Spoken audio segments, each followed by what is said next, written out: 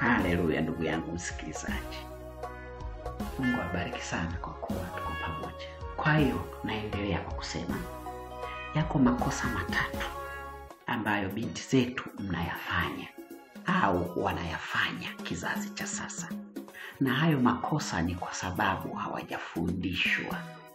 Paulo kwenye kitabu cha Tito, kwenye waraka kwa Tito sura ya 2 mstari wa 4 au kuanzia wa 3 wa 4, anamkumbusha Tito kuwakumbusha wanawake wazee, kuwafundisha wanawake vijana kuheshimu ndoa. Kwa hiyo ni kitu ambacho ni cha msingi kuwafundisha wanawake, mabinti, vijana juu ya ndoa zao za kesho, ili na wao wajue ya kwamba binti unayenisikiliza, binti utakayefundishwa, ujue ya kuwa wewe ni mke wa mtu kesho. Kwa hiyo ujikae kufundishwa utakatifu na misingi ya utakatifu kwenye ndoa. Sasa kwa sababu wengi hawajafundishwa hiyo misingi ya utakatifu, wamefanya makosa matatu. Kosa la kwanza, mabinti wengi sana wamegoma kujitunza miili yao. Ni hatari sana wakati Mungu anasema jinsi gani kijana aisafishe njia. Mungu anataka binti aisafishe njia, lakini wao wamegoma. Nini? Kuanzia miaka 14, 15, 20 mpaka 23, 24, mabinti wanafanya miili yao ni ya starehe. Wanacheza na kila mzee, na kila kijana, na kila mtu aliyeko mbele yake. Si ndivyo? Wako kwenye vyuo, wako makanisani, wako wapi, lakini wanafanya msaa kwenye miili yao. Wanaiona ndio saa 6 mchana, wanaiona ndio saa 4, saa 5, kwa wanakula maisha. Kitu ambacho kwenye iko kwa kina kipindi cha kina Esther haikuwa hivyo. Kina Esther walifundishwa utakatifu. Akina Tamari walifundishwa utakatifu. Tamari mpaka anang'ang'aniwa na Amnoni ili waweze kufanya tendo la ndoa. Tamari anasema hapana, haifai katika Israeli.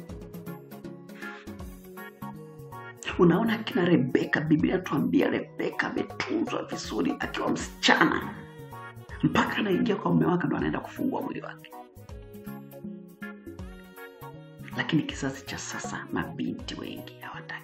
Hilo ni kosa la kwanza, maana wanajipandia pando ambalo litawagharimu kwenye njia yao yote ya maisha yao, na wanaona kawaida tu.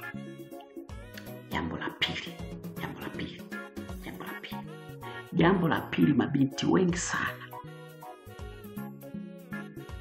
wameshampangia Mungu muda wa kuolewa. Nasema namna gani? Mabinti wengi sana hawataki kuolewa kuanzia miaka 18, hawako tayari. 19, 20, 21, 22 hawako tayari kuolewa. Ila wao wanasema mpaka nikifikisha 25, 26 ndio nitaolewa. Nani kasema?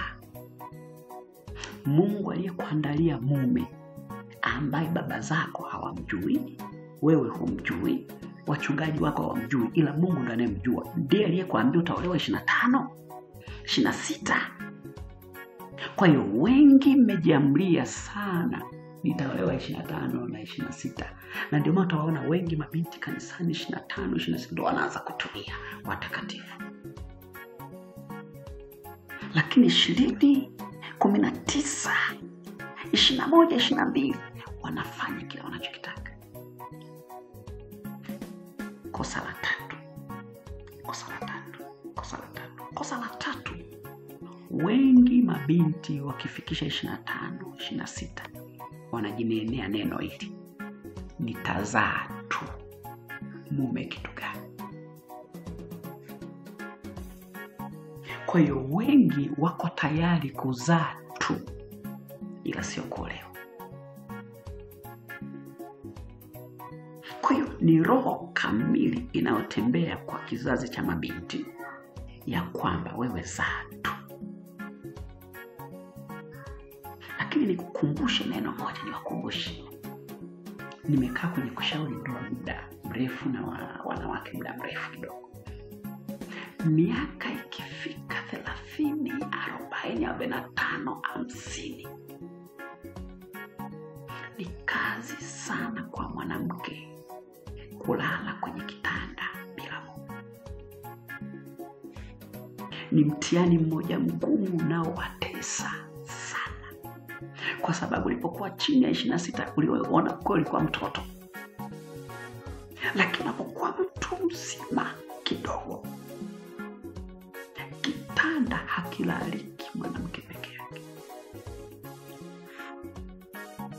Ndipo wengi wapo kwa nyumba za ibada, lakini utulivu kitandani.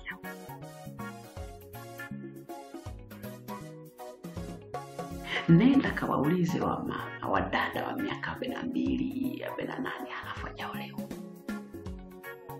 Sio kazi rahisi kuishi na miaka 40 na 38, 35 halafu hajaolewa. Sio kazi rahisi. Lakini yote inatokana nini? Kuna mahali tulipishana na mume.